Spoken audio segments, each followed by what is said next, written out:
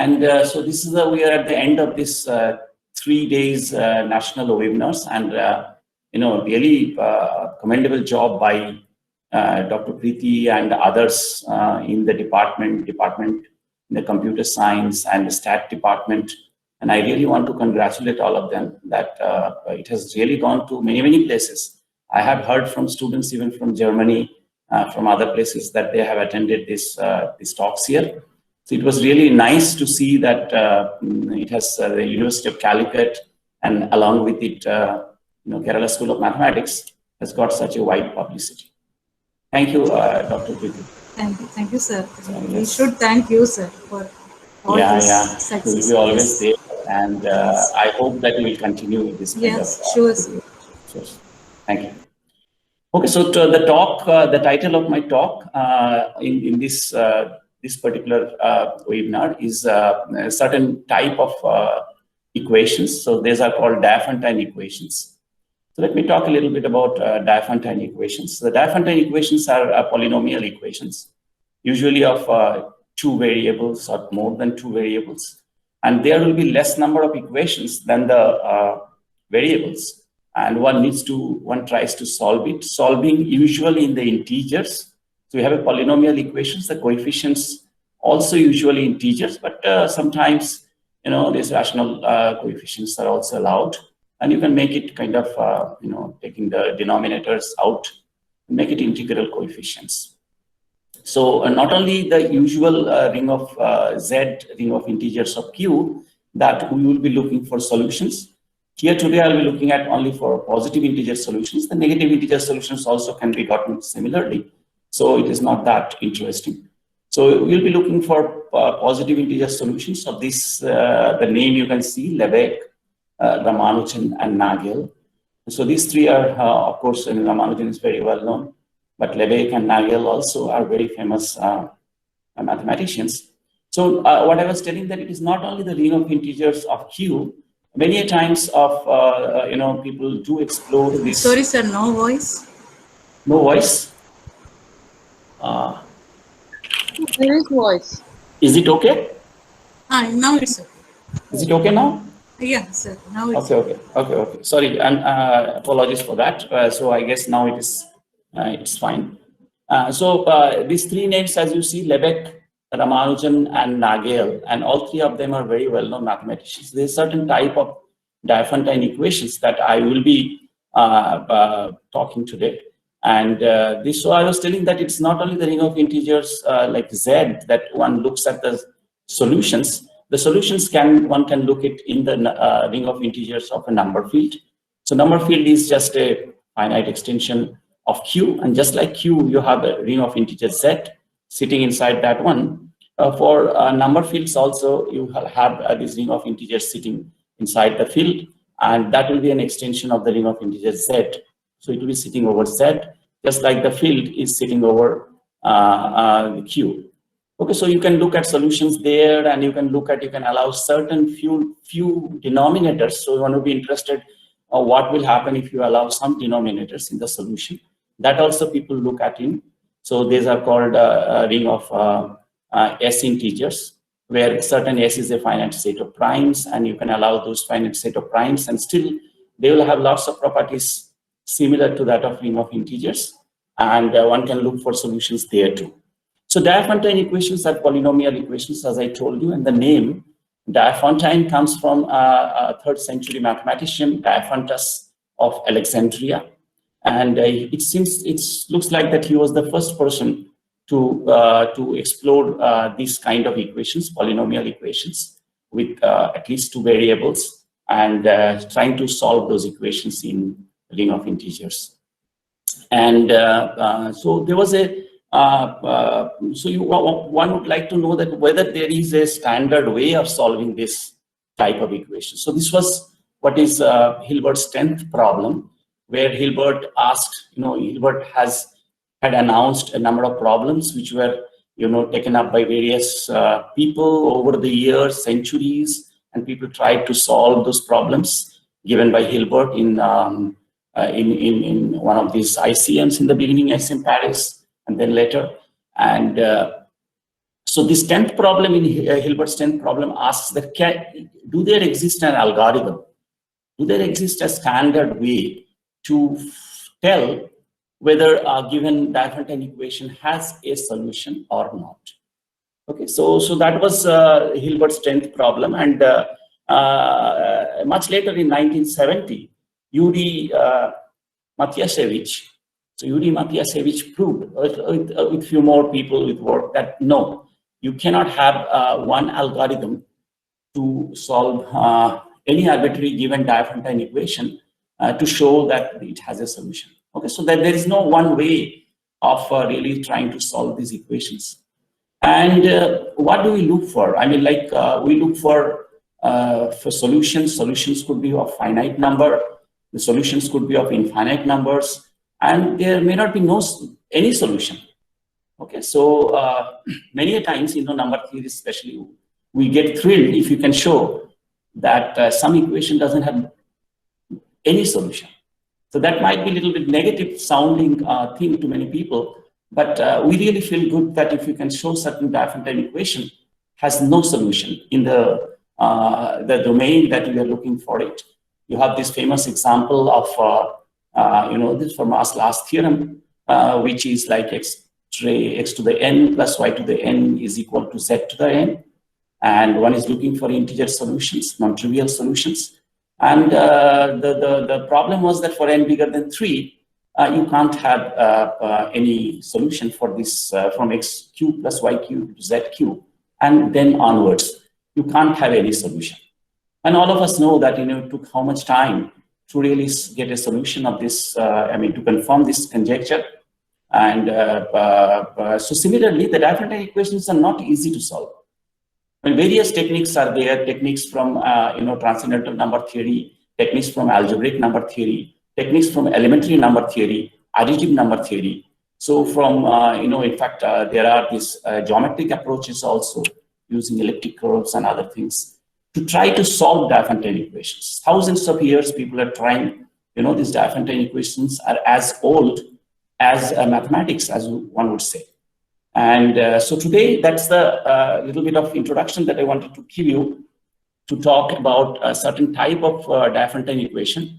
And so this is the outline of my talk today. So there'll be a little introduction. And introduction, what I would like to put forward in front of you, it is a little different from the last talk that I had given. So here, the people who are interested in solving diophantine equations, especially the research scholars and young teachers who are there in the audience, can find plenty of problems, open problems. But I just warn you that things may not be that easy to solve. Elementary way may be very difficult to try to solve these equations. So I'll go on and you will see plenty of problems. Every slide I will give you some open problems which interested people can have a try. Okay, so this is the way today I am going to present. And as I told you that the slides aren't enough, so I'll be going very slowly and putting the slide in front of you to have a look at it in a very clear way so that you have enough time. Okay, so let me again tell you that again today I'll be talking, my talk is based on 2 recent works that I did with my students and postdocs. So the first one is a joint work with Rija Sharma, who is currently a postdoc at Kerala School of Mathematics, and with Dr. Azizul Haq, who is faculty at Rangpara College in Assam right now. So let me start with the first paper. That's the first paper. And the second paper, which again I will just gloss over it, just the result I want to put forward in front of you, is a joint work with Professor K. Srinivas, who has spoken in the morning today here in this forum, and with Dr. Azizul Haq.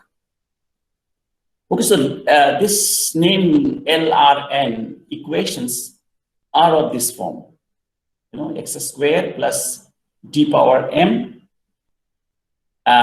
is equal to lambda y to the power n. So here your d and lambda are fixed.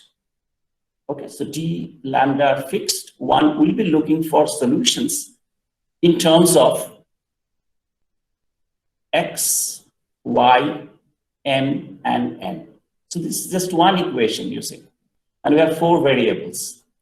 So we will try to solve. So this has a long history, this particular equation. In various form it will come today. So this will be the main equation that we will be looking at with some more generalizations.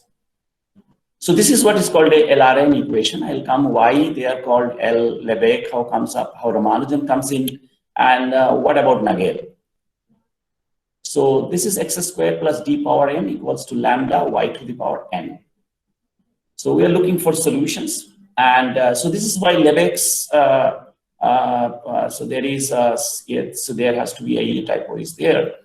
So this is x squared plus 1. This is the first person who considered this equation, and so he took m is 0, so d power m is just 1. Lambda is 1 for him. So he was looking for this equation x squared plus 1 is equal to y to the power n. So for him, the variable was x, y, and n. So he showed in this particular, it's so old, it's 1850, that he showed that this equation has no solutions in positive integers. Remember, I'm looking for positive integer solutions. So Lebesgue was the first person who studied this equation in a very simpler form, and it was in 1850. And then this Ramanujan-Nagell type of equation, what Ramanujan had considered, I'll come to the next click that will be there. And so it is now the y is fixed. So he had taken a constant c, which is a fixed number, fixed positive integer. So c is some fixed positive integer. Okay, so d is fixed, lambda is also fixed, c is fixed. That is y equals to some fixed integer already been taken. So he was looking for solutions in terms of x and n. So what was the equation that Ramanujan had considered? So he considered this equation. D is equal to 7 and his c was 2. So x squared plus 7 equals to 2 to the power n. So that was that attracted the attention of Ramanujan, among other works that he did, and he conjectured that these are the only solutions. As I was telling you that you have to look for x and n, which will satisfy this equation. Okay, so these are the only 1, 2, 3, 4, 5, 1, 3, 3, 4, 5, 5, 11, 7, and 1, 81, and 15. That's it. No more solutions will be there. So he must have, calculated by hand, and then somehow this intuition, he tried, went on, and then must have been, convinced that there's some reason, some argument with his thing. This is the paper that we are talking about of Ramanujan in 1913. So it is in Journal of Indian Math Society, and also in the Cambridge University, the collected papers of Ramanujan. So he conjectured, and then it was proved by Nagell.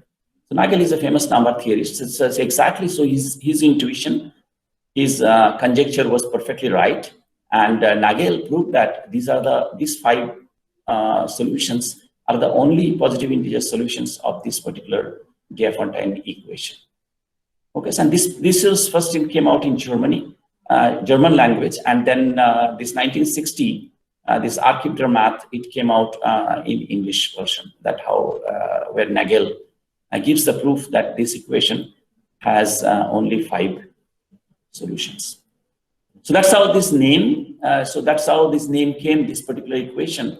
So they considered in various simpler form. Then people picked up from there and kept on generalizing. As you will be asking, anybody will be asking, what happens if you replace C by a general D, and then of course the power is also there, and put some coefficient in D in the right hand side.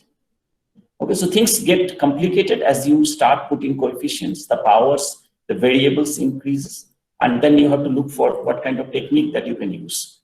As I was telling you that there is no standard technique, and today you will see one technique using algebraic number theory and some properties of certain sequence of numbers, which will come up. Okay. So now x squared plus d, there is no m here power. Lambda is there. This is Ramanujan-Nagell kind of equation. C power n, c is fixed here, y is not there. So one is looking for x and n. This is a famous result of Siegel, who showed that if there are only finitely many such x and n that you can get it for any d. In fact, this positive that d and lambda that were fixed. So d, lambda, and c, you can have only finitely many solutions of this equation. Obviously, he has used this algebraic, the theory of from geometry and all to really get into this finitely many solution. But then, for particular cases, one would like to know that what are this number of solutions, and can one write down all the solutions?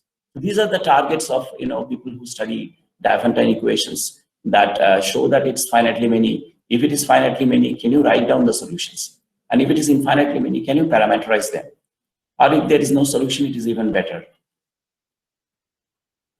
Okay, and then if you take lambda equals to 1, take lambda is 1, so x squared plus d is lambda is 1, and c is bigger than 2 a prime, p power n, where c does not divide this particular d, what you have chosen, then Appere showed that it has only 2 solutions. Okay, so these are beautiful results that one can write down the solution. For example, if you take c equals to, and in case c is bigger than 2, but in case c is equal to 2 and lambda equals to 1, so the only solutions for in terms of x and n will have, so c equals to 2, so lambda is 1, so 2 power n, x squared plus d is equal to 2 power n, which Ramanujan was considering certain d equals to 7 here. So then if you vary this d, then there are only 2 solutions if your c is 2 and lambda is 1. And that is given by only when d equals to 23 and 1k when d is this particular form, 2 to the power k minus 1, k bigger than equal to 4.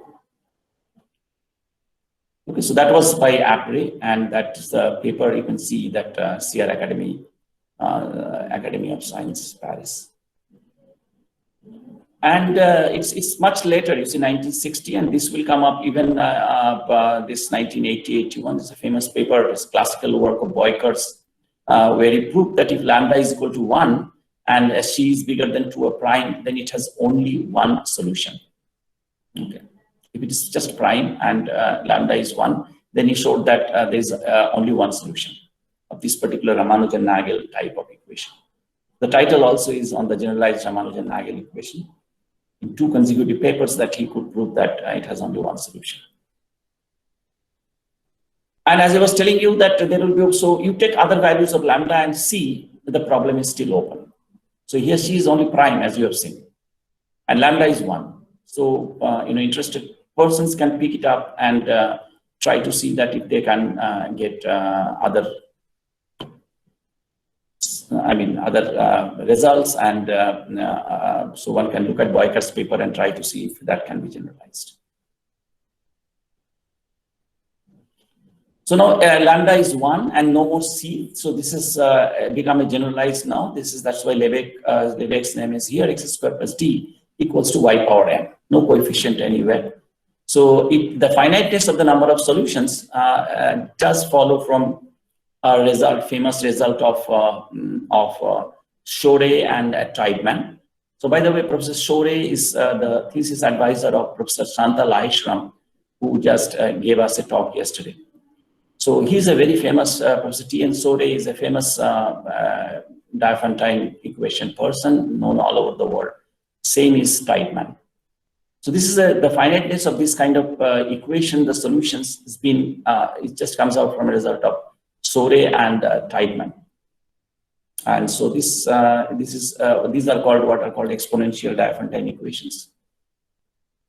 And more recently, this 2006, it is again, these are very well-known people like Buzot and Mignotti and Sixac.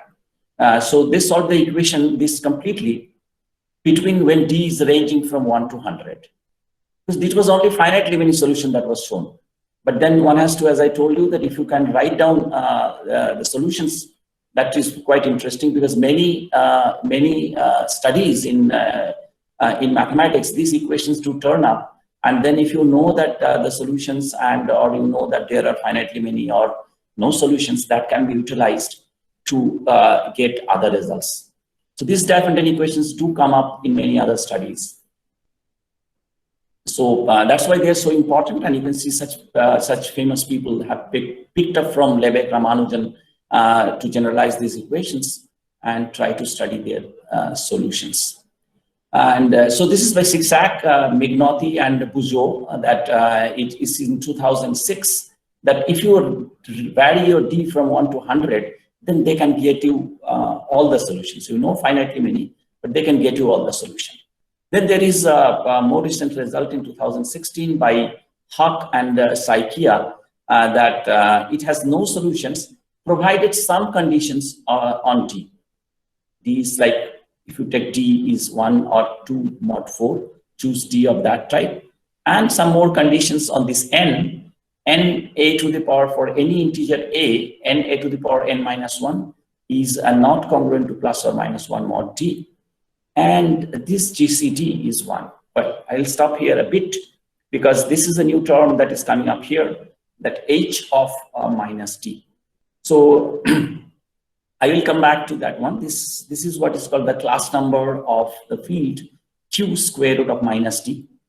And I just want to give you a little flavor that it's typically looks like a diophantine equation you want to solve. But how the arithmetic of a number field comes into the picture while trying to solve such an equation is inherent here. So you see, one is taking the GCD of, I mean, their co-prime, this particular n, and the class number. So let me give you a little bit idea. I'll come to a formal definition a little later of class number. So class number is like, I know people who are, many of you are sitting there, it's just all of you know, but there may be a couple of you who may not have heard about this term beforehand. So since I have some time, so it's a nice idea to put forward in front of you who are not aware of this particular term. So class number comes up from the thing that, you know, in Z, we have a very fundamental property in Z that we enjoy, what is called the unique factorization. You know, the fundamental theorem of arithmetic, that any number, you take it a composite number, you can write it as a product of powers of primes in a unique way. In a unique way. Unique way is very important. You can just change the order, but you can't change the primes that appear into that one. It's a very, very strong, profound result. And that helps us many a time, you know, we don't, unknowingly, whenever we do factorizations, we just do it factorization, just factorize it, without bothering that whether there are another factorization could exist. And that is, fortunately, doesn't happen in Z. So the property which helps Z to have this, you know, luxury, I would call, you know, the luxury of unique factorization. The world is moving, all of us are moving because we have this profound property of unique factorization. And why Z has that one, you know, that Z has people who know a little bit of ring theory. There is something called ideals. So what happens in Z, that every ideal is something like a, you know, for a group you have subgroups. For rings you have ideals. These are like additive subgroups with some nice closure properties there with respect to multiplication. So these ideals are generated by a single element. That's a simple exercise that people ask or people do while studying these ideals. That Z has this nice property that every ideal is generated by a single element. That helps, you know, that helps people who have studied know that helps having this unique factorization. But what happens, you know, as soon as you go up means you take even a quadratic extension. A quadratic extension of Q is Q, something like Q square root of D, where D is a square free integer. And you have a, you know, you extended your Q. So this is like a vector space over Q of dimension 2. And you look at, just I was telling that you have Q square root of D. Now, here you have Z, which has this beautiful property of this unique factorization. And now you have q square root of d. That is what is most cases z square root of d, the ring of integers of that one. Or some half integer will come, not bothering about that. So z square root of d is just sitting over z here.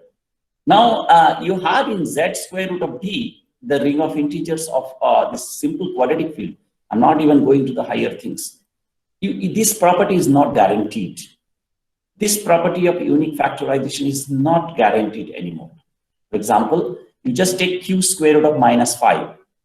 Q square root of minus 5 and your ring of integer will be z square root of minus 5. Now you look at 6. 6 is having a factorization 2 into 3, which is coming from z itself. And then, you have like 1 plus square root of minus 5 and 1 minus square root of minus 5. And you can check that all of them are distinct. And in fact, they are primes. So you have 2 factorizations of the same number. So the problem comes that which one you are going to use it. So this class number, what it does, it gives you a measurement. It quantifies. It quantifies that how far your domain is failing to become a unique factorization domain. So this PID, what is called the principal ideal domain Z, and unique factorization domain are synonymous in this kind of situation. They're called Dedekind domains. So in this kind of situation, this UFD and PID are same. So what you do that, so in this case, you see there are 2 factorizations. So what happens, so there will be some ideal, at least one, there will be one ideal which won't be generated by a single, at least one ideal, which won't be generated by a single element. It will be generated by more than one element. Okay, so what happens that people, whenever there is a failure, so here there is a failure of unique factorization. So whenever there is a failure, the mathematicians would love that one, whenever there is a failure. So there is a failure of unique factorization. And then the question comes that can you measure it? Because it's a very strong property that is being that is failing. So can you measure that? And how do you measure that? Can you encode that one into a group? Can you encode this failure into a group?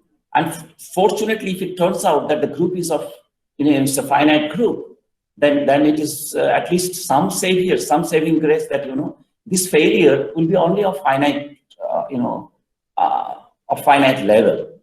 So it turns out that here, what happens that this group is like, take all the ideals, ideals, you can take a product of them. There's called fractional ideals, not going into that one. So you take a product, it forms an abelian group, usual ideal multiplication. Then you quotient it out with the ideals which are generated by a single element. I'm eliminating all those ideals which are generated by a single element, quotienting it out. Then I'm counting how many such ideals are there. The quotient group, it's a perfectly well-defined quotient group, and counting how many of them are not generated in the quotient, in the coset space, how many elements are there. And it turns out that, it's a major theorem in algebraic number theory. So this is called class group of the, the domain, the field that is associated, we are looking at it. And this is called class group, and the order is finite. So, so it's a finite abelian group. We know the structure of finite abelian groups well, so people study these class groups, and the order of this group is called the class number. Well, since I had little time, so I could explain to you. So this is this class number of q square root of minus d.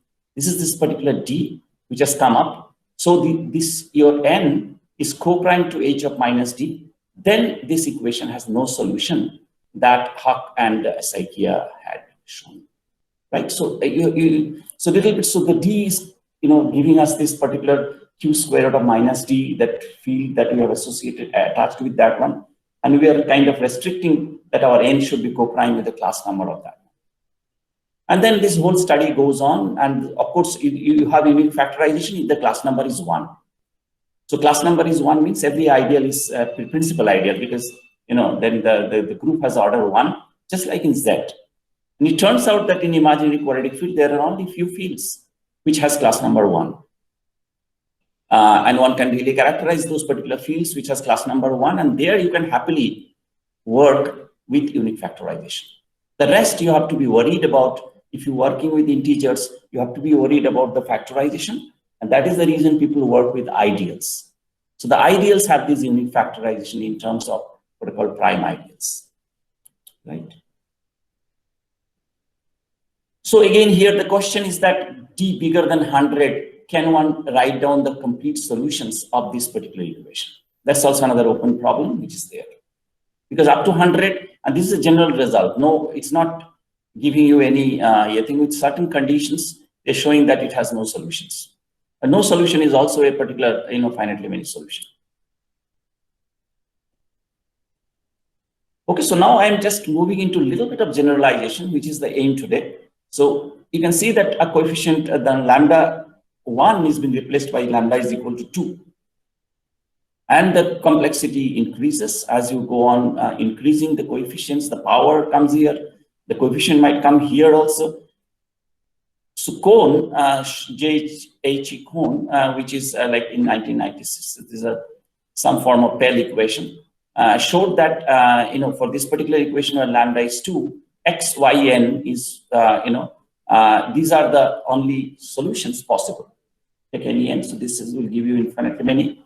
And this is the only thing that, x, y, n is 2, 39, 13, and 4. So if you take 1 and 1, x is 1, y is 1, then of course any n you can find a solution. And the other cases, it's only this is the solution when d is 1. Now it goes on, then it's d is 1 here. And so Bilu, Handrod, and Voitier, they showed, so this is a Crele journal paper in 2001. They showed that it has no solution when d is less than or equal to 100 again, and d is 1 mod 4. So certain restriction on d, with some exceptions. No solution with some exceptions. What are those exceptions? Only for this d, which is also 1 mod 4, but except for 1, 2, 3, 4, some 5, 6 values of d, this has no solution. In these cases, they could write down the solutions also. And the problems here again, that what happens for the remaining values of d. So this is d1 mod 4, but d is less than or equal to 100. So not all d is less than or equal to 100. It's only those who are 1 mod 4. Even for less than 100, what about the other d's? For this, when lambda is 2, it's not known. And of course, d bigger than or equal to 100 is widely open. Now, what about 4? So there was lambda equals to 1, lambda equals to 2, lambda is equal to 4 now. Still, there is no power here. So Luca, Tangley, and Alan Togbe, they got these results in this particular case that it has no solution when the other case that d is 3 mod 4 and up to 100 with some conditions. And there is again exceptions. And these exceptions, they have found that at most 6 solutions in these exceptions, and they have written down all those solutions. So it is more or less d less than 100 for 1 mod 4 and for 3 mod 4 with some conditions. So 1 mod 4 of course 2 was there, here it is 4. It makes it easier for doing it when it is 3 mod 4. So this is a paper of Luca, Tangley, and Togbe. And what about the other things, like if above equation for remaining values, this is only 3 mod 4, what about the other values? And if you vary your d, let's not put any condition on d, can you get some bound? We know there are finitely many solutions, but can you get some bound depending on maybe the fixed things like d or something like that? Can one get a bound on the number of solutions? So that's another question that we deal with, that if suppose you have finitely many solutions, can you get a bound? Bound depending on some invariant that you have already taken it. Now I go into the next case, which is called the generalized one, where I'm raising the power of d to m. So x squared plus d power m is equal to y to the power n. Okay, so now still there is no coefficient here, but I have put another variable here. So here d is fixed, but I have x, I have m, I have y, I have n. So when d is equal to 2, this equation was solved by Kohn himself, and then by Arif and Muriefa and Mawali, except for odd y. So these people, they have done extensive work at this kind of equation, Ramanujan-Nagell type of equation. And if you take So 2 is the case they studied, and for 3, 5, 7, it has been also solved completely. And this is list of work that comes out from there, like, Mo Ali, Arif, Muriefa, and J.H.A. Cohen. They've studied this equation with various, again, you see the class number is 1. So they're assuming that Q square root of D, square root of minus D, has unique factorization. And not only that, they had to assume that it's class number, so D, in the other case, so either the class number is 1 or that should be co-prime with D. If not 1, then it should be co-prime with the D that you have chosen. And M is odd. Okay, so as it goes on, as you can see, people who are, want to work in this kind of areas can see that, that there are plenty of other possibilities that one can look at it and try to solve certain of these equations. And that will be certainly a contribution because, as I told you, these equations do come up at various points. So Pink and Burgess solved this equation completely for, like, class number is 2 and 3. So that was 1. So at least they allowed certain generalization in the class number. They're allowing non-unique factorization fields, like taking 2 and 3. And again, still M is odd, that power, and certain restrictions on T. So that is again 2012, as you can see, not very old things. It's Glasgow Mathematical Journal. So they solved it completely. And other values solved for prime values of D when M is even, because here M is odd. So one will ask what happens to when M is even. Find the solutions when Y is even. So that part is not done. And of course, you can take D's of certain form and try to solve it by taking class number 1, etc. And of course, for arbitrary D. Okay, so we are going forward. Now, again, you start putting some coefficient here, and you can see that these people have worked on to this generalization, that instead of lambda 1, now lambda is 2. The power is allowed here. The power is allowed here. No fixation like Ramanujan and Nagell, Ramanujan and Lebesgue did. This is also varying, and X is varying. And they could describe all the solutions of when P, D is a prime P, and M is an even integer. And some strong conditions except this case. Look at that, P is 3, one of the lowest cases, but it becomes very difficult sometimes to do it for P equals to 2 and for P equals to 3. Some strong conditions, and for P equals to 3 in this particular case, they could write down all the solutions that Lay, Togbe, and Zhu. Okay, so this goes on. As I told you, that I was trying to show you that how people over the years have studied, which was initiated by Ramanujan and this Lebesgue, and now it is what, 2015, 2016, 2020, 21. People are looking at various generalizations and trying to work a similar way like Ramanujan did. So this is like x square plus d to the power m to y to the power n. Can one, without putting any conditions onto these strong conditions that are put, can one get a clean result, even assuming class number 1? That try to solve this equation, and can one write down complete solutions? Yeah, that's not known yet. And of course, for arbitrary D, and where the class number is not 1, that will be far more difficult. And so that's also these other things. So this is a standard kind of generalized Lebesgue-Ramanujan type equation. And still for, in a general case, like for any D, this is not known to write down all the solutions. And then when you take lambda equals to 4, just like the classical one, people have, like, as you can see, the same names keep coming again and again. So they have done lots of work like Florian Lucas and Togbe, Tangley. So for various values of D, with when the GCD is 1 for X and Y, that is standard thing that is taken, they could solve it, this equation. What about the other values? So this is only for D equals to 5, 7, 11, and 13. So 5, 7, 11, and 13, they could do it. But when the lambda is 4, this general equation for other values, it is not known.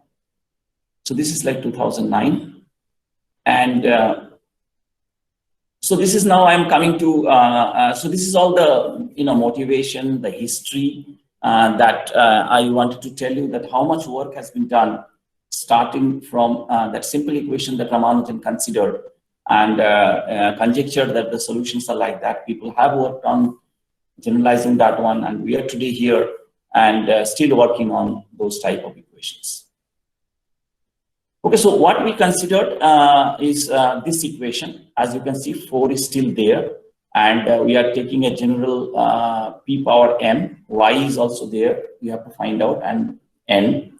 And this is the equation x squared plus p power m is equal to 4y to the power n. That we considered, as I told you, with the collaborators that I have already named. And you have taken class number 1. So I was telling you that for certain values of this q square root of d, for certain values of d, in fact q square root of minus p, for certain values of p, it has been proven that the class number is 1. That's a major result. And these are the values which is up to 1, 2, 3, 7, 11, 19, 43, 67, and 163. That's all for this fields like q square root of minus 1, minus 2, minus 3, minus 7, minus 11, minus 19, up to minus 163. The class number is 1. So once the class number is 1, you can happily factorize. You don't have to worry about another existence of another factorization. And that's a standard condition that we take it. Just not to bother about factorizations, and then try to generalize it. That what will happen if I allow 2? Let's say class number is 2. There also we know what are the values for which the class number will be 2. And then one tries to do for that one. The work is in progress for those kind of things also. So right now, I would like to explain you this part. That when my P is fixed, these few numbers, where the class number of the quadratic field, imaginary quadratic field, q square root of minus 5 is 1. So except for p equals to 2, which is here, we have solved this equation, completely. That was the title. And what happens when p equal to 2? You take 2, so here p is 2. So x squared plus 2 power m is y to the power n. And 2 to the power m. So you can, some m you can manipulate a little bit, get out of this thing. So there is a 4 missing here. So this was already solved with an exception. And so this exceptional, so this was already done before we did our work. Some part is left, which is not easy to do it when the case p equals to 2. And p equals to 1, it's pretty easy to show that it has no solution. And when p is equal to 3, this is the only solutions that one can check. The family of solutions that is the only family of solutions for p equal to 3, and 1, 1, 3, 1, and n. And x has to be between this 0 and 1, including that, and 0 and 1.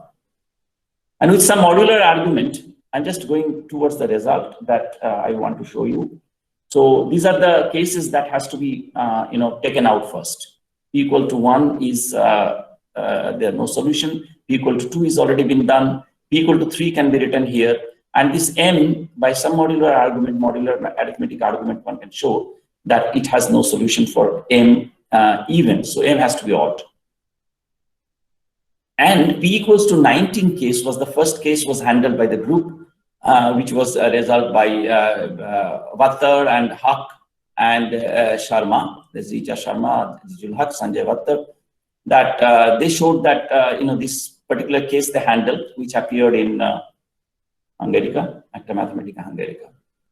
And what I want to show you today is the other cases, like for p to the power 2k plus 1, and 19 is not there, 1 and 2 not there, and this p equals to 3 is also here, but it's some other cases that we are considering here.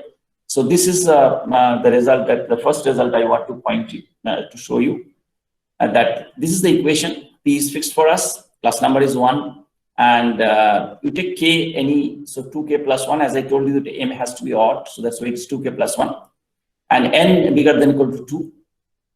So then we are looking for solutions in terms of x, y, n, and k. Okay, so for what these values of things that this left hand side is equal to the right hand side. So it has no solutions, in fact, except for these values of n, 1, 2, 3, 5, 7, and 13. That's the result. And for these values of n, like n equals to 1, one can, the x has to be the parametric form could be given as let me put forward in front of you the table. So computation is also used many times in this kind of results and this kind of equations that when you study. So one can see that, these are the primes that we have 3, 7, 11, 43, 67, 163. So only for these values that we have, these primes that we have the solutions, n equals to 1, 2, 3, 5, 7, and 13 up to 13. And you can see the prime, the 3, 7, 7, 11. So only for these primes that we have the solution. For the other primes, it is not there. 67 is not there, and 163 is not there. And then you can have the parametric form like this. Don't bother too much. I want to show the technique that what is being followed. Okay, so this is the result. Apparently, it looks like that you are handling innocuous kind of a diophantine equation, and no high degree of technical tools that needs to be used to prove such a result. So let me define what I call Luca numbers and Luca sequence and the Lehmar sequence. Many of you will be knowing, similar to what are called Fibonacci sequences. So the arithmetic of numbers to come up here. And this is a generalized version that I'm taking. The Luca numbers, like, it starts from the first one is 2, the second one is 1, and then it goes on by adding the previous 2. So it's still different at the beginning and the first 2 from Fibonacci numbers. So these are Luca numbers, and Lehmar numbers are a generalization in terms of algebraic numbers. So algebraic numbers which satisfy, this ring of integers I was talking about. So these algebraic integers are there. So these are called algebraic. So alpha, beta, 2 algebraic integers. So that put the conditions that alpha plus beta and alpha, beta are non-zero. When you add them, multiply them, they should be non-zero, and they should be co-prime rational integers, right? So I'm talking about in the up. But as soon as they should satisfy that when you add them and when you multiply them, they should be co-prime rational integers. They should be coming down in the bottom. And alpha by beta is not a root of unity. So this condition, once it is satisfied, then the sequence with such alpha beta, they are called a Luca pair or the Lehmar pair. Such an alpha beta will be called a Luca pair. And with respect to such a pair, you define this sequence. So alpha to the power n minus beta to the power n by alpha minus beta, for any n bigger than equal to 1. So this is called a Lehmar sequence, or it's called the Luca sequence.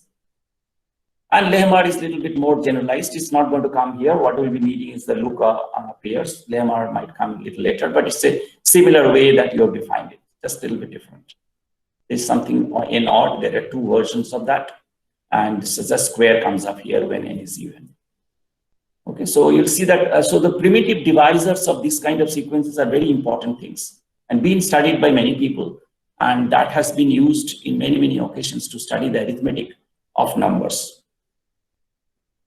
So this is called primitive divisor of a Luca number un. Un is here. Such an alpha beta, you can define your n, that's the nth power minus this by alpha minus beta.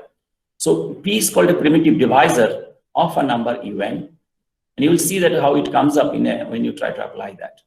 If certainly P has to divide un, but P does not divide alpha minus beta square times the product of rest of the left side rest of the Luca numbers. Right. So this is such a P is called a primitive divisor of un. Similarly, for Lehmar numbers, you can define, which is primitive divisor. And the class number already I explained to you a lot, that you can take a number feed. So this is called the class group, the group of all fractional ideals. Don't bother too much. It's just fractions are appeared here, are allowed also little more than, it's not ideals actually. It's when you multiply with a non-zero integer, it becomes an integral ideal. But then quotient it out with the principal ones. So this is what is called a class group associated to a field. And the order of this class group for number fields is a finite. That's called the class number.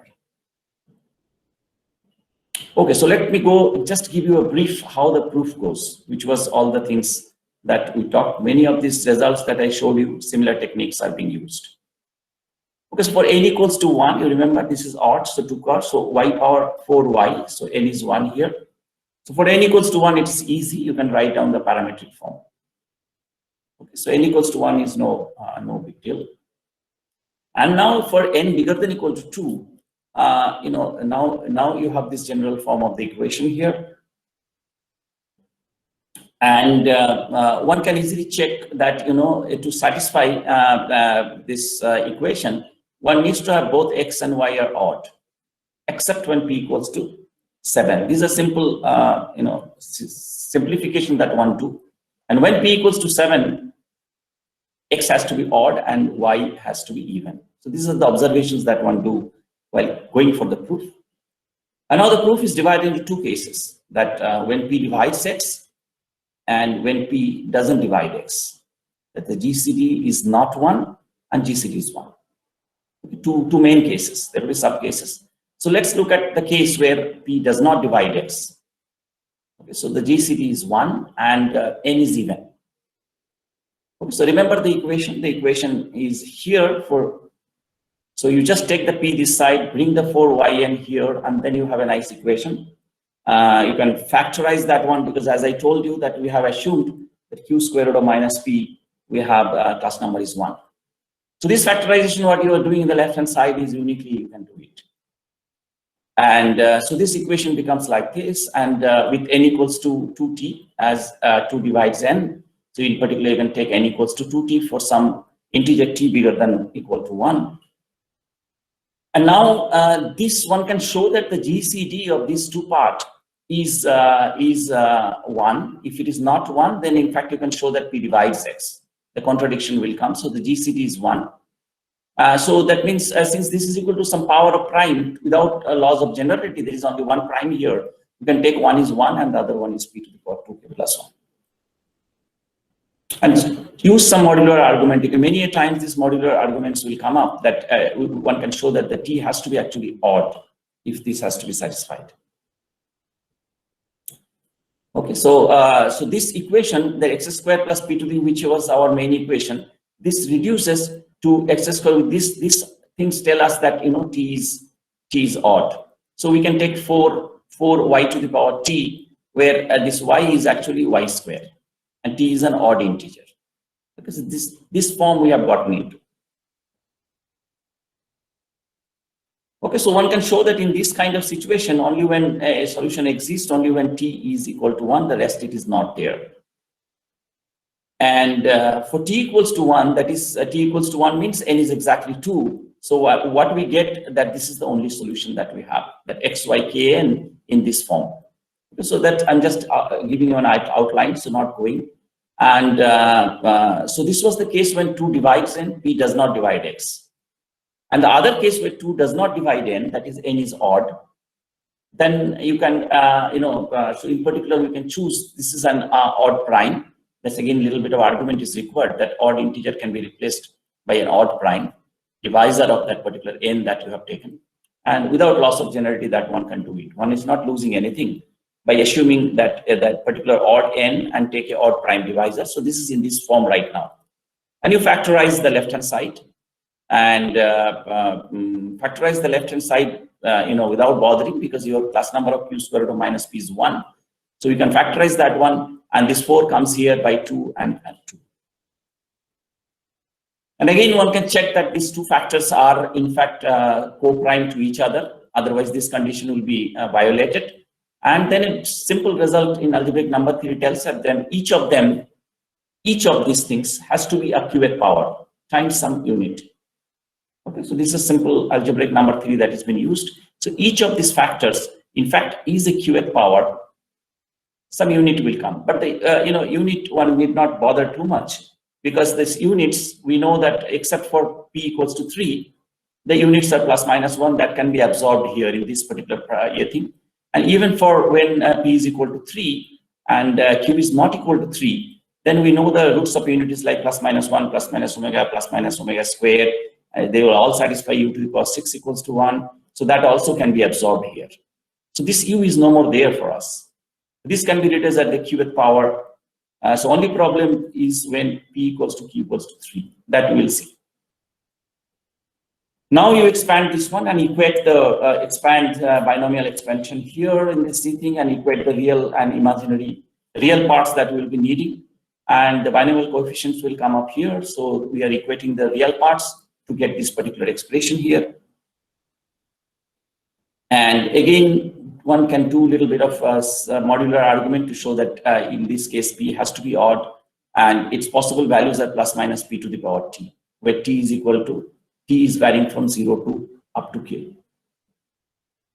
Okay, and up to, and it can have, one can, so as I'm skipping the arguments here, this is how it goes on, that it has no solution for T up to K minus 1. So only for K, that is a solution is there. So P is plus minus P to the power T. So T equals to K is the only part that will be contributing the solution. So put it here, that B, whatever is here, put it here, plus minus P to the power K, and then you will have simplified this equation in this form.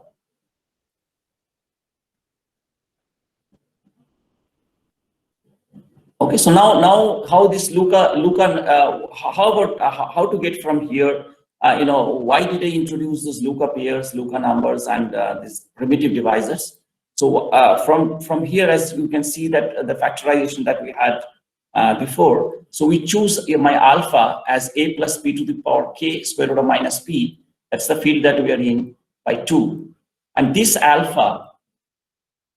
We can look at this alpha bar, which will be simply minus is going to come here, and they form a Luca pair. That's easy to check.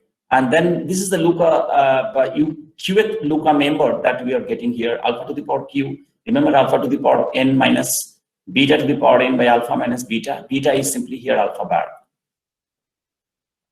And then this particular result of Bilou, Henrot, and Voitier, which helps us getting into contradictions that some particular things there are no solutions. This UQ has primitive divisors only for primes, for all primes beyond 13.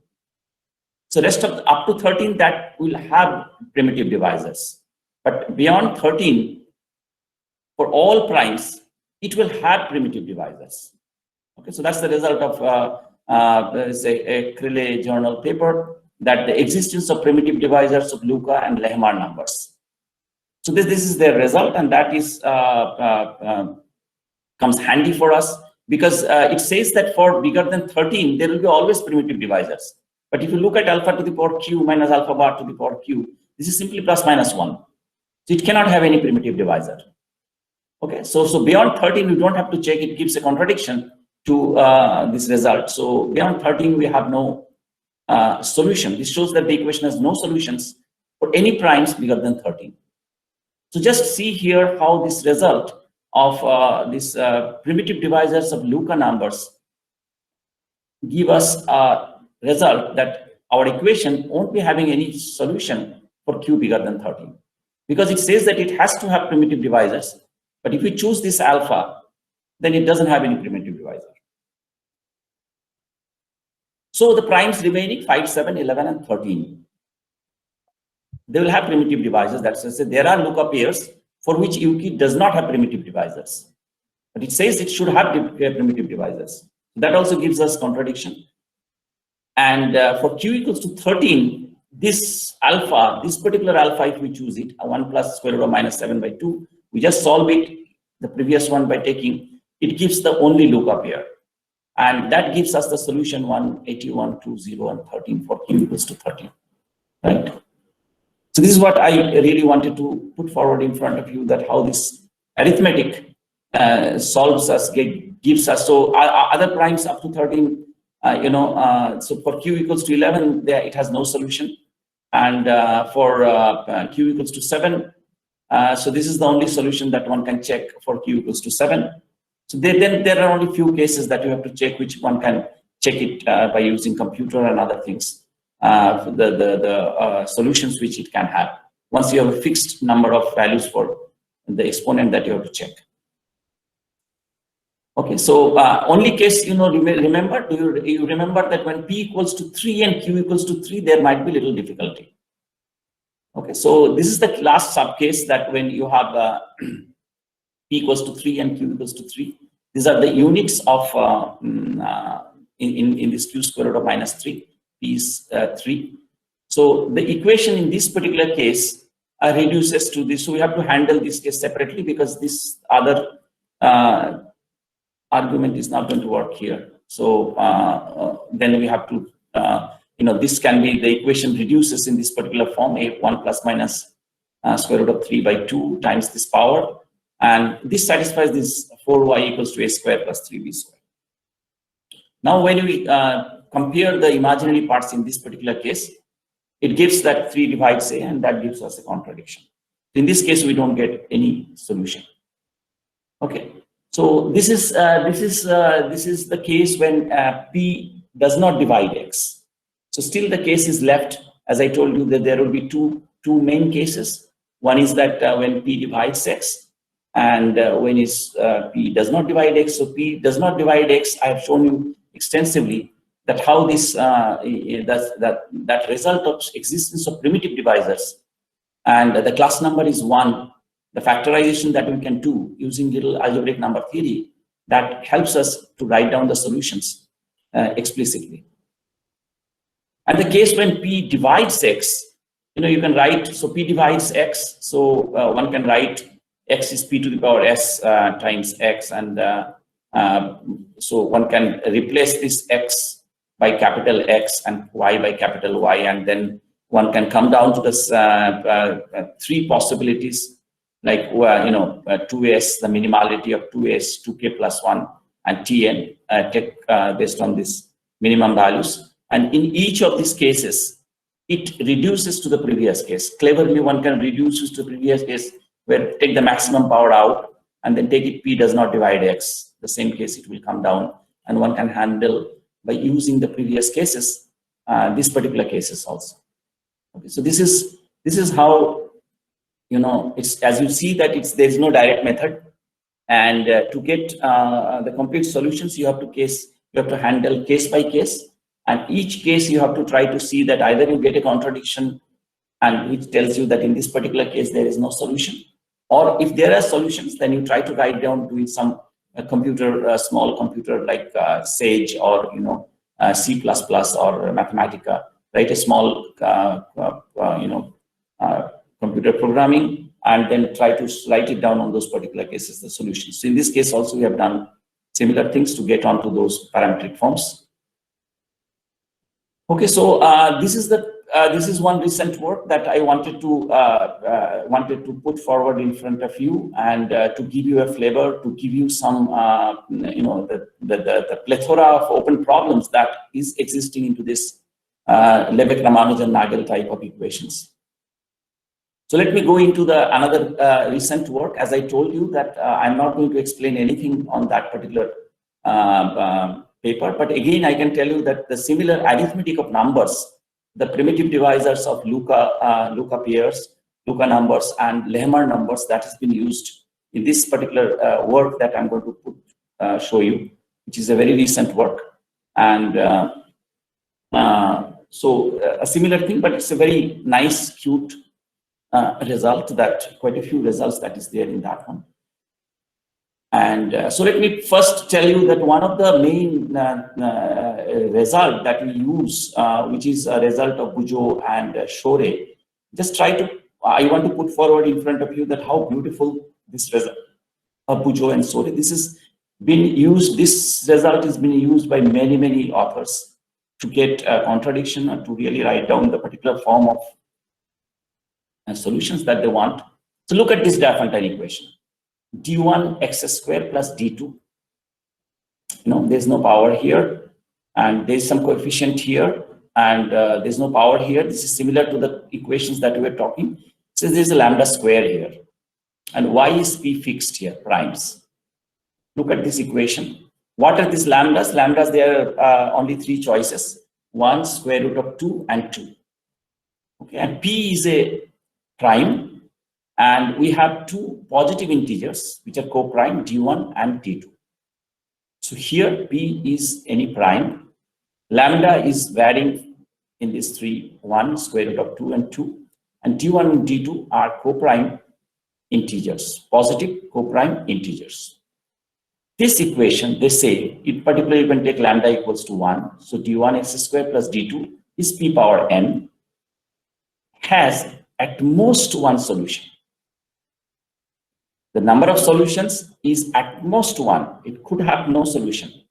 At most one, except some exceptions, So this, how do you use this such a result that you mostly use to get contradiction in certain cases, that you land up into this kind of a form where your lambda could be one of those 1 square root of 2 and 2, and you use this result and show that there may be 2 solutions and remove those exceptions. It's not difficult to remove these exceptions and get a contradiction. Yes, it cannot have any solution, because the result of Bujow and Shore is saying that it has at most. So the assumption that I started with, that some assumption that is not correct, by using this contradiction, by showing more than one solution to this equation, removing these exceptions. So these exceptions do come from 3 sets, D1, D2, and P. And what are these F and this G lambda and H lambda?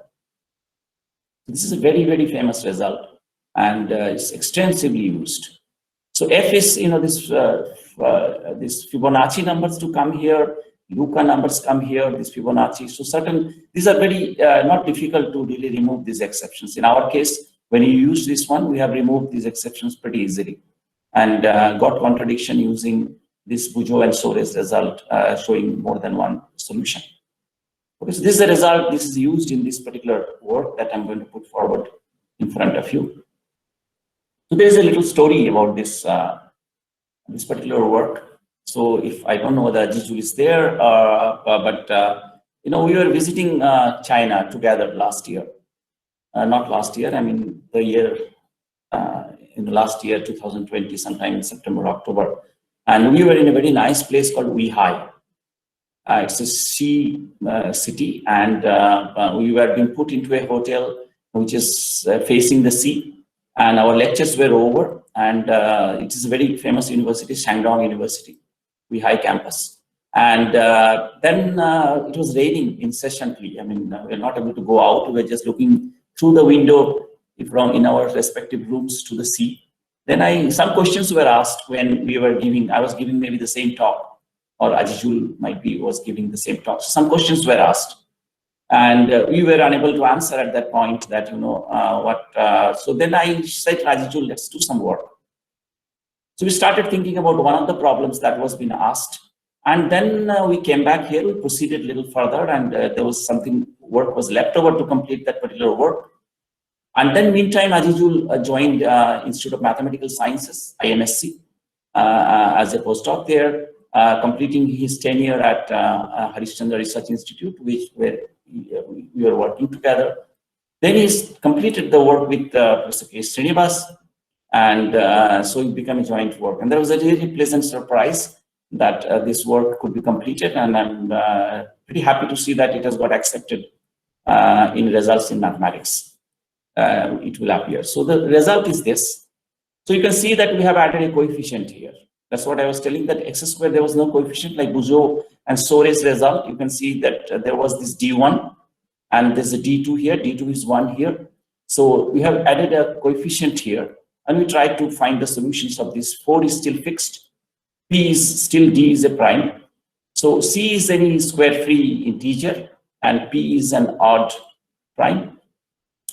Suppose that n is an integer such that n and 2 times the class number C square free, class number of Q square root of minus C is 1. So we're not putting any restriction on the class number as such. It's just the power that is taken here that is co-prime with 2 times the class number. Now, if n has a prime factor Q, this n has a prime factor Q, which satisfies the 2 to the power Q minus 1, I'll come to this. What is this ICU1Q? It's an integer, it will come out. I think it's just an expression which will give us some number. So 2 to the power Q minus 1, P to the power M is not equal to this, the absolute value of that. Then this particular equation with the condition that X and Y are positive, M bigger than equal to 0, and this GCD is 1. n comma h, the class number is 1, it has no solutions. This particular equation has no solutions in, look at how many variables, c, x, m, y, and n.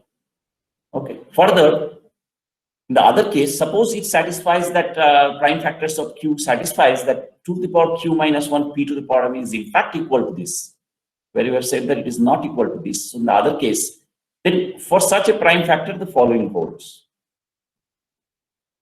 So if n is equal to q, this prime factor, then the solutions of the above equation are given by, again, this r I will define in the next year, so explicitly given, where u bigger than or equal to 1 is an odd integer.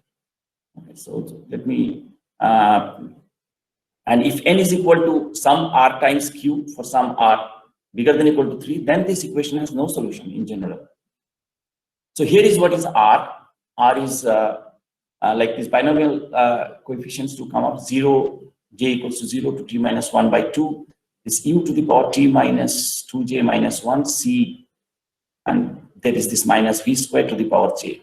And I is simply, instead of 2j, it is 2j plus 1. Okay, so this is r and I that was appearing in the theorem. And so that was the theorem, and the corollary gives you some nice results. That suppose that p and c, what we have assumed is like that, and GCD integers as that p divides n, and this GCD is 1. Then this particular diophantine equation, cx to the x squared plus p to the power 2m, which we are considering. So this is even now for y to the power n, has no solutions. This corollary comes out from there. So in particular, this diophantine equation cx squared plus p to the power 2m for y to the power p, if your n is p itself, with some conditions on x and y, GCD is 1, it also has no solution. As I was telling you, the no solution always gives us more thrill, because that will be more used in the literature. Okay, so this is that result we was talking about, which has just got accepted in results in mathematics. And the finiteness of the number of solutions, this is that D1. So one can talk about putting a general statement like that, D1 and D2, just like Bujo kind of sorted type of result. The finiteness of the solutions comes from a series of papers, Mao Ali, which they did together with some more people, that with certain conditions, with n does not divide the class number of h, the class number of q square root of minus d1 times d2, and some conditions. So that's the finiteness of solutions. And if you look at this particular garden, what we call it, d1 x square plus d2 to the power m is remove this 4, put it in general lambda, then you have plenty of problems to really consider in. So this is the paper I was, series is these two papers, Monad Septe and in Journal of Number Theory. So starting from Ramanujan, we are here right now. This is just, it's 2020, that 2021, in fact, the paper got accepted. So still working, and lots of problems are still there in this particular type of diophantine equations, which was initiated by Ramanujan from his, that simple looking, but it was not easy to really prove that conjecture that he had. So there are plenty of problems which are there here, and we still will pick up some more from here, and would like to complete as much as possible this line which was started from Ramanujan. Thank you so much for your attention. As I told you that I'll be finishing little early. It's a very good appreciation from participant side, sir. So they are all appreciating the program. They feel it's very much useful to them. Yeah, I mean, you see, the thing is that only in 1.5 hour talk that is possible to take you to a new area where people are working, or already you are working maybe, and to give you a flavor that yes. How it's, understanding the proof and all is not possible in a talk. But it is just the effort from the mentor or the speaker is to give you a flavor of what are the techniques that is being utilized. Yes. And people who are more interested, these papers are always there in archive, in ResearchGate, or in my publication list. You can go the particular year theme for all of us. And it will be a successful year for us, whatever effort we have put in, if you can get something out of these talks. Yes, really. Someone want to say something? Shomao. Somabho, you want to say something? Yes, sir. Yes, please go ahead. Okay. Sir, what are the initial materials to be studied to work in this field? Yeah, that's a good question. So the initial material is certainly, you need to have some basic number theory, and like any book on number theory, Barton or Apostle or any basic number theory book, you have to read the basic techniques, and of course some amount of algebraic number theory that is required, which is like I was talking about class numbers and using some basic tricks in algebraic number theory. So some algebra, certainly. Algebra, I expect that algebra, topology, analysis, all of you who are participating here must have had that basic things. And if number theory has not been there, you should pick up some book in number theory, any area that you are. These diophantine equations do come up everywhere, and many times it comes up even in physics and in other areas. So yes, some basic number theory and some algebraic number theory that is required. Sir, you have used the term rational integers. What is the meaning of this? The usual integers. See, since I was talking about integers in the field extension also, like q square root of d I was talking about. So they are also called integers. Just like, so what is happening? This is your field of rational numbers, q. So field of rational numbers q, and you have this ring z, which is the usual integers, rational integers we call it.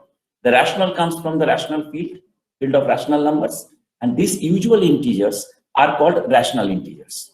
And why it is called rational integers? Because we go up like q square root of minus d that I was working all the time, and then I have another ring which is sitting inside that one, that particular field, like z square root of d. They are also called integers. So they are called algebraic integers, and they are called rational integers, the standard integers, like 1, 2, 3, 4, 5, 6, whatever. So that's why we are given a special name. It's called rational integers. Yeah, is it clear, Somabha? Yes, sir. Thank you very much for clarifying. Sir, there is a query in chat box. Uh-huh. So, Gopal Rao, he has already said that it's something out of this talk, but it would be inspiring if you answer.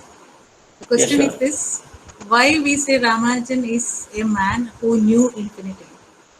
Yeah, I mean, it's a very tough question, even though it's not thick. But my perception about that is the number of areas that he has worked. I just spoke on a couple of them, like partition theory, and I talk about diophantine equation, which is touched in.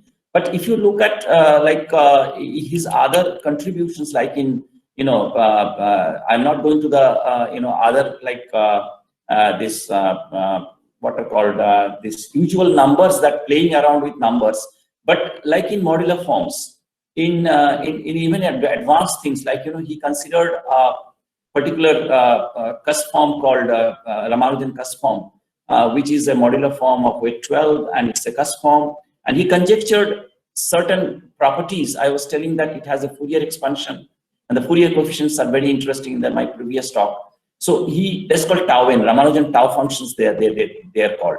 So he could calculate few of them, and he conjectured various properties of this particular tau function, which is kind of impossible for any common person to understand, that how by hand doing few calculations a person can conjecture certain. And to tell you, if you don't know, those conjectures were proven by Delaine, who got Fields Medal for that, proving those particular conjectures of Ramanujan. And he showed, in fact, people found out it is not just that particular tau function or this delta function. In fact, all the Fourier coefficients of certain AK eigenforms and all, they have such properties. And people are still like automorphic forms, people are going into motivic forms and whatnot. And still the conjecture of Ramanujan that he conjectured for the tau function is still valid there. In the most modern mathematics that you can talk about, still people are having, difficulty in understanding those conjectures. And not only that, I mean, he got some nice congruences about this tau function and what is called divisor functions, which are remarkable just by calculating few values, and then one can have that vision. That's why I think, his knowledge is, it's not just about partitions, about coloring problems, or about, some diophantine equations, or about some, hypergeometric functions, geometric functions. Many, many areas, you see that the person has contributed so much in that small lifespan, So, I mean, that's the only word that I would say that is appropriate for him. It's really no idea that how one can do such things. So, new infinity certainly, because his vision and the way he has looked into the things, the kind of conjectures, the identities that he has proved, it is not just an identity. It has, like he told in once, if you might have heard this quotation, that whenever I see a equation, I see that it's an expression of God. It's like, you just imagine, it's like a life. You have an equation. You have the right-hand side is 0, and you want to find these values of x and y with certain coefficient, which gets matched up and finally gives you 0. You see, our life, if you talk at spiritual sense also, these diophantine equations are amazing. It just depicts certain part of our life also. So when he says that whenever I see an equation, I feel like that this is an expression of God. And, try to see, can I solve it? So we are solving our life problems also in every day, in and out. There are many, many problems that we solve. And I think he has this spiritual thing, as well as, this mathematical acumenship, which is unmatched, I would say. To me, at least, I understand in that way. Maybe people. Very nice, sir. And it's also heard that every number he finds something amazing. Yeah, I mean, whatever he talks about, the dream I have got that one, or my goddess, God, what I feel that, he's always engrossed. So in the sleep also, we have seen that if you think too much about certain things, it do comes up into our, sleeping time, or, in your sleep. So this is no surprising that he used to get answers or results when he is asleep. So there's a person who I think I would say that, mathematics is the part, and the numbers are the things that he always thought of.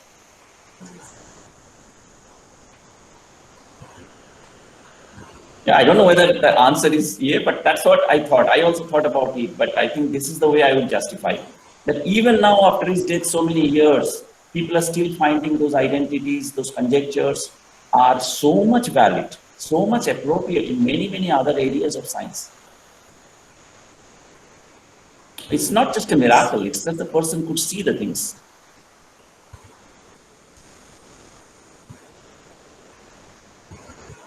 So, if no queries, please let me invite Mr. Rajesh, our research scholar, for proposing vote of thanks. Yeah, very nice. For this session. Rajesh, please. Good evening, everyone. I am Ajish, and on behalf of Department of Mathematics, University of Calicut, I would like to express my gratitude to our speaker, Professor Kalyan Chakraborty, for his lecture in the evening session of the webinar, India, Mathematics and Ramanujan. I sincerely thank him for enlightening us with his knowledge. The session on complete solutions of certain Lebesgue-Ramanujan-Nagell type of equations was informative and interesting. It gave deep insights into the topic and shed light on some interesting facts. The precious knowledge that he gave us will definitely help us in our future studies. Once again, I would like to thank Professor Kalyan Chakraborty for taking time from his busy schedule and interacting with us. I'm happy to utilize this opportunity to thank all the energetic delegates for actively participating in this discussion. Thank you all.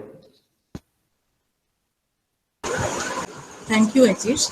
So, sir, now we are at the end of this program. Yeah, I really congratulate you, Dr. Preeti, with all, Thank you. I can see Mobina is also there. Everybody is there. It's really nice. Last 3 days, I'm sure people all over, they have enjoyed. So it's Yes, really worth the initiative that you all took up. It's really worth.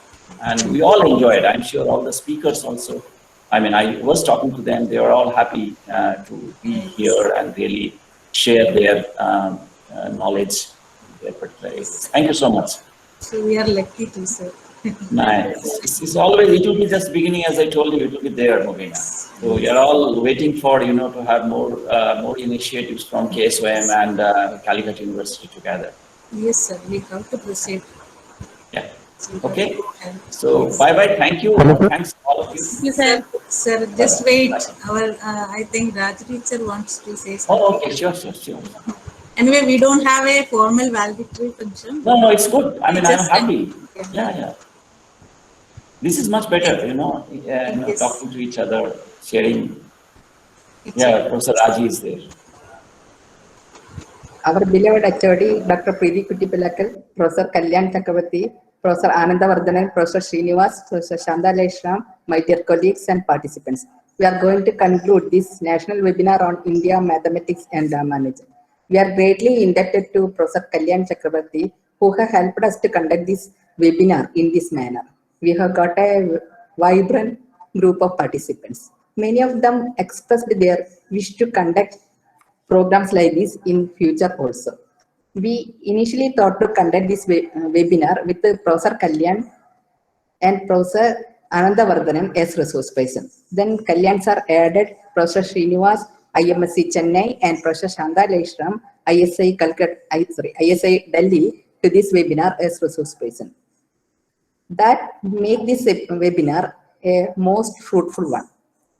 Srinivas sir suggested to conduct a one-week program for teachers, especially for college teachers. We have been conducting such program for school teachers for 1 or 2 days. Definitely, we will plan to conduct a program for college teachers. On behalf of the department, I request all of you to help us to conduct such a program. I take this opportunity to thank each and every resource person, every participant, our HOD, my colleagues, and office staff. Once again, thank you all, sir. Thank you. Thank you so much. Thanks to all of you. Okay, ma'am. So it's time to say goodbye, and we'll meet again soon. Okay, sir. Hello, sir. Thank you so Hello, much. sir. Yes. Please, sir. Sir, can you provide your mail for in future contacting some regarding some queries and I can just tell you that if you go to our website, KSOM, Kerala School of Mathematics, or just type Kalyan Chakraborty, you will find yes, sir, my okay, email. fine. Yes, sir, Thank you fine. so Thank you much. so much, sir. Yeah, bye-bye. Yeah, so bye. Now I'll just take off. Yes, sir.